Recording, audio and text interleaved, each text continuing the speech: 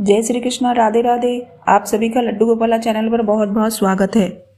कल्पनाओं से परे इस सवाल का जवाब कहीं और नहीं बल्कि हमारे धर्म शास्त्रों में से एक गरुड़ पुराण में दिया गया है, जिसमें बताया गया है कि जिस समय किसी की मृत्यु होने वाली होती है उस समय वो बोलने की बहुत कोशिश करता है लेकिन बोल नहीं पाता। कहा तो यह भी जाता है कि बढ़ते समय के साथ उनकी बोलने सुनने की शक्ति खत्म हो जाती है और तो और उस समय शरीर से अंगूठे के बराबर आत्मा निकलती है, जिसे कोई और नहीं बल्कि खुद यमदूत पकड़कर यमलोक ले जाते हैं। इतना ही नहीं, मरते समय आत्मा शरीर के 9 द्वारों में से किसी से भी शरीर छोड़ सकती है। लेकिन सोचने वाली बात यह है कि आपके शरीर की आखिर वो कौन सी जगह है। दोस्तों, यह 9 द्वार दोनों आंखें, दोनों कान, दोनों नासिका, मुंह या फिर उत्सर्जन अंग है। जिसने अपना पूरा जीवन सिर्फ अपने और अपने परिवार के लिए ही सोचा हो, जन कल्याण नहीं किया और सिर्फ पैसे कमाने में ही लगा रहता है, उसके प्राण उत्सर्जन अंग से निकलते हैं। कहा जाता है कि यह वो लोग भी होते हैं जिनके मन में हमेशा गंदे विचार ही रहते हैं। ऐसे लोगों की मृत्यु आती है तब यमदूतों को देखते हैं तो वो घबरा जाते हैं और उनके प्राण नीचे की ओर सरकने लगते हैं। इसके बाद प्राण वायु नीचे के रास्ते से निकल जाती है। प्राण वायु के साथ अंगूठे के आकार का एक अदृश्य जीव निकलता है। यमराज के दूत उसके गले में पाश बांध देते हैं और अपने साथ यमलोक लेकर जाते हैं। इस तरह की मृत्यु पापी व्यक्ति की मानी जाती है। वहीं जो लोग दुनिया की मोह माया में फंसे रहते हैं और उनके अंदर जीने की तमन्ना बहुत ज्यादा होती है, इसके साथ ही परिजनों की ओर भी मोह ज्यादा होता है, ऐसे लोगों की जब मौत पास आती है तब उनकी आंखें काम करना बंद कर देती हैं, साथ ही साथ कान से सुनाई देना भी बंद हो जाता है और वो चाह कर भी किसी से कुछ नहीं बोल पाता। ऐसे लोग परिवार से जुड़े मोह के धागों के चलते अपने प्राण नहीं छोड़ना चाहते, जिसके बाद यमराज के दूत को आंखों से बलपूर्वक उनके प्राण निकालने पड़ते हैं, जिसकी वजह से उनकी आंखें उलट जाती हैं।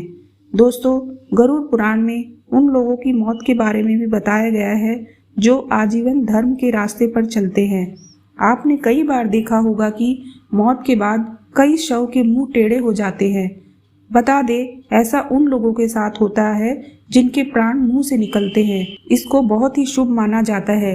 इसके साथ ही इन लोगों को यमलोक में कष्ट नहीं भोगना पड़ता। वही शास्त्रों में नाक से प्राणों का निकलना भी बहुत शुभ बताया गया है।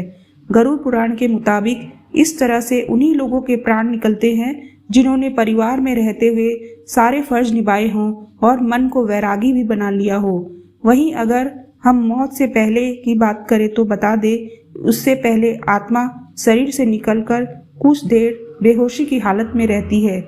आत्मा को इस तरह लगता जैसे कोई बहुत मेहनत करके थका हुआ हो और गहरी नींद में हो, लेकिन कुछ पल में वह अचेत से सचेत हो जाती है और उठकर खड़ी हो जाती है।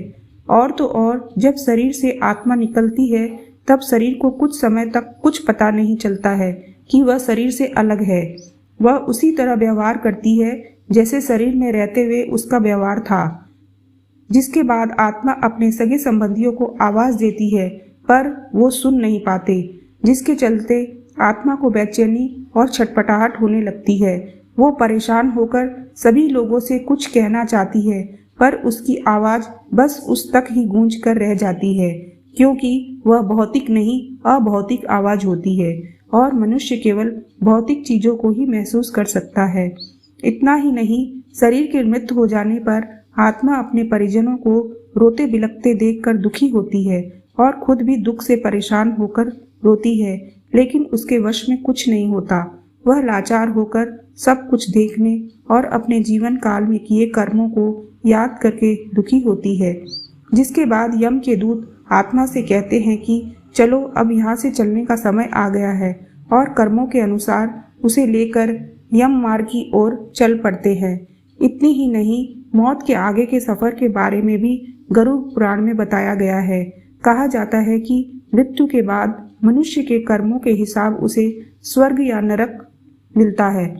सबसे पहले मृत्यु के बाद आत्मा को यमदूत केवल 24 घंटों के लिए ही यमलोक ले जाते हैं और इन 24 घंटों के दौरान आत्मा को उसके द्वारा किए गए सभी पाप और पुण्य दिखाए जाते हैं। इसके बाद उस आत्मा को फिर से वहीं छोड़ दिया जाता है जहां उसने अपने प्राणों का त्याग किया था और अगले 13 दिनों तक आत्मा वहीं रहती है। जब उस आत्मा के धरती पर 13 दिन बीत जाते हैं तब उसे वापस यमलोक ले जाया जाता है। यही नहीं, मृत्यु के बाद जीवात्मा को यमलोक के मार्ग में कई तरह की बाधाओं का सामना करना पड़ता है।